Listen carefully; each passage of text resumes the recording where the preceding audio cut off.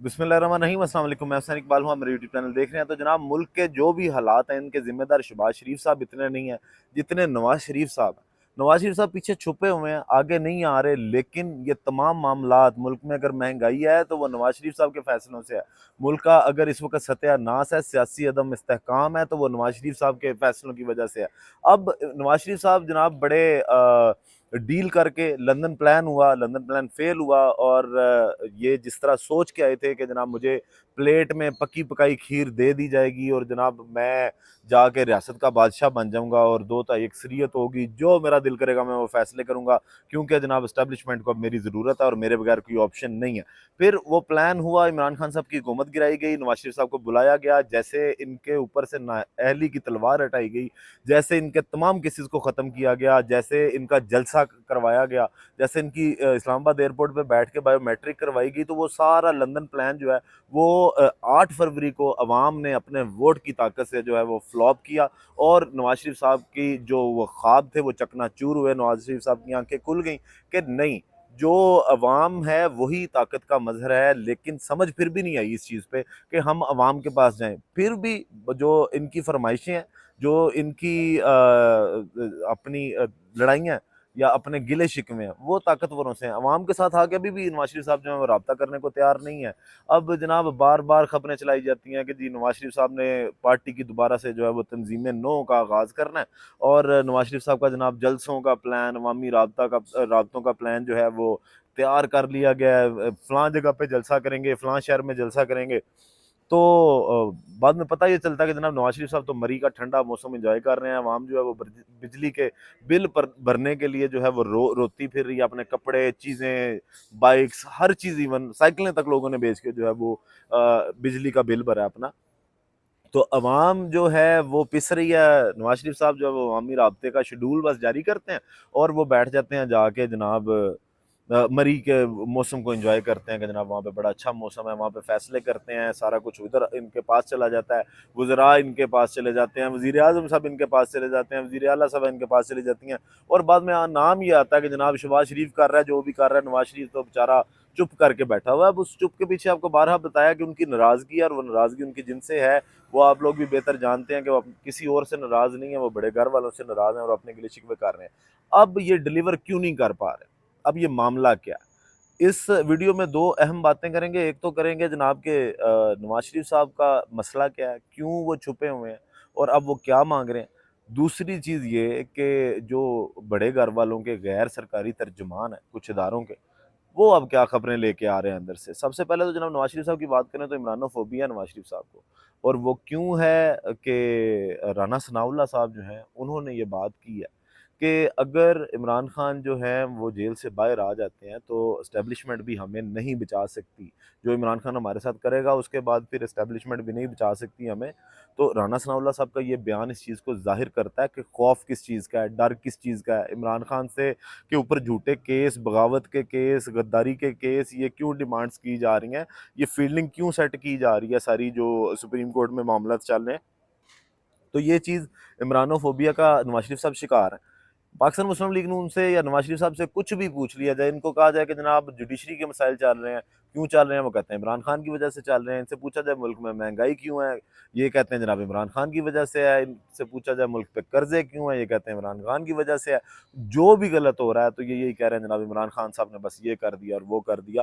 तो इमरानोफोबिया का तो नवाज शरीफ साहब शिकार हैं, और उस शिकार होने की वजह राना सनाउल्लाह साहब ने अपने मुंह से बता दिया कि अगर वो बाहर आ गए तो फिर ना मियाँ साहब को लंदन की शायद दोबारा फ़्लाइट भी ना मिले, उसका भी मौका ना मिले। और नज़र रखिएगा ये जो लंदन से वापस आए हैं ना, इन पे नज़र रखिएगा कि ये कब दोबारा फ़्लाइट लेके वापस जाते हैं और इनको कब जाना पड़ता है। अब मुस्लिम लीग नून शायद इस वक़्त बंद गली में है, ना उनसे हुकूमत चल रही है और ना उनसे मामलात जो हैं वो सँभाले जा रहे हैं, और डिमांड्स जो हैं वो बड़े घर से बार-बार की जा रही हैं पाकिस्तान मुस्लिम लीग नून और नवाज शरीफ साहब की जानिब से। और ये सारा मामला एक तरफ, और ये तो खौफ तो है। राना सनाउल्लाह साहब इससे पहले भी कई बार कह चुके हैं कि अगर उससे इमरान खान की रिहाई होती है तो फिर इसका मतलब है हम सारे जेलों में होंगे। तो इस वजह से ये भागते हैं। नवाज शरीफ साहब से भी कोई भी बात कर लो कहते हैं इमरान खान ही बस गलत है, बाकी सारे जो है। और वो जिस तरह بات ایسے کہ نواز شریف صاحب کو شروع سے یہی سننے میں کہتے ہیں جناب میں اب آیا تو اب ملک میں جو ہے وہ ملک میں خوشحالی آ جائے گی، سارا کچھ. تھا وہ ایک اور موقع مانگ رہے ہیں، پتہ نہیں کس چیز کا موقع ہے. ہم تو جب سے پیدا ہوئے ہیں بڑے ہوئے ہیں، نواز شریف صاحب جو ہیں وہ موقع ہی ڈھونڈ رہے ہیں کہ جناب اس باری میں لازمی کر دوں گا، لیکن وہ باری ابھی تک ہم نے دیکھی نہیں. حالانکہ نواز شریف صاحب جو ہیں وہ سب سے زیادہ باریاں وزارت عظمیٰ کی لے چکے ہیں. اب اگر بڑے گھر والوں کی بات ہے تو کچھ ترجمان ہوتے ہیں غیر سرکاری اداروں کے. تو منیب فاروق صاحب جو ہیں اینکر پرسن بھی ہیں، صحافی ہیں، انہوں نے جو بات کی تھی کہ جو مخصوص نشستوں کا فیصلہ ہے نا، اسٹیبلشمنٹ یہ نہیں چاہتی کہ اس فیصلے پہ امپلیمنٹ کیا جائے. اس کا یہ مطلب ہے کہ اگر اب منیب فاروق صاحب کون ہیں، ان کو میں ترجمان کیوں کہہ رہا ہوں، کیونکہ انہوں نے شیخ رشید صاحب کا انٹرویو کیا تھا جب ان کی رہائی ہوئی تھی.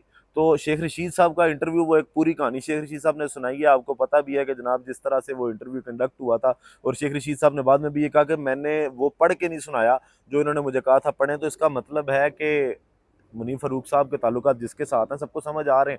تو منیب فاروق صاحب کی اگر بات کریں تو وہ یہ اگر کہتے ہیں کہ اسٹیبلشمنٹ نہیں چاہتی تو اس کا مطلب ہے حکومت بھی نہیں چاہتی، اس کا مطلب ہے الیکشن کمیشن بھی نہیں چاہتا. اور اسی لیے یہ سارے جو پلانز ہیں یہ گڑے جا رہے ہیں اور پلانز بنائے جا رہے ہیں کہ اب وہ مخصوص نشستوں کے فیصلے پہ اگر سپریم کورٹ کو سیدھی ٹکر دینی ہے کہ جناب ہم آپ کا فیصلہ نہیں مانتے، تو اس کے لیے کیا کرنا پڑے گا. اس کے لیے انہوں نے یہ سوچا ایک تو کہ جناب جو سپیکرز ہیں نیشنل اسمبلی کے، صوبائی اسمبلیوں کے، ان کے ذریعے جو ہے وہ معاملات کہیں نہ کہیں پہ اس طرح کے ہوں گے جب پاکستان تحریک انصاف کو بین کیا جائے گا یا اس پہ پابندی لگائی جائے گی تو اسپیکر کہیں گے کہ جناب نہیں ہم یہ کیونکہ پارٹی نہیں ہے تو ان کو مخصوص نشستیں نہیں دی جا سکتی.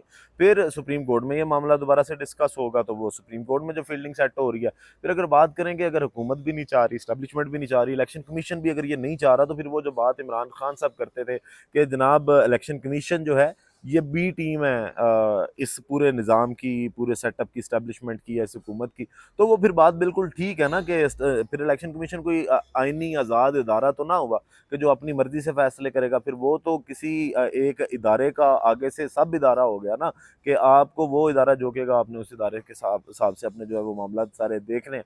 تو یہ سارے معاملات جو ہیں اگر منیب فاروق صاحب اس طرح کی بات کر رہے ہیں تو پھر لگتا یہی ہے کہ اگر یہ چیزیں کنٹرول نہیں ہوتی، یہ معاملات ان سے سیٹ نہیں ہوتے، قاضی صاحب ان کا جو لندن پلان ہے وہ فیل ہو گیا، ان کا مری پلان فیل ہو گیا. مری پلان وہی تھا نا کہ جس میں تھا کہ مخصوص نشستیں کسی طرح قاضی فائز عیسیٰ صاحب جو ہیں وہ اپنے ہاتھ میں رکھیں اور وہ جانے نہ دیں. لیکن وہ جو 8 ججز نے جس طرح سے اس کیس پہ قاضی صاحب کو جو نکھیل ڈالی، پکڑ کے رکھا، وہ قابل تعریف ہے کہ انہوں نے حق کا جس طرح سے ساتھ دیا. اس کے بعد اگر بات کریں یہ مری پلان کی بات ہوگی کہ وہ مری پلان بھی ان کا فیل ہو گیا. پھر آپشنز کیا بچتی ہیں؟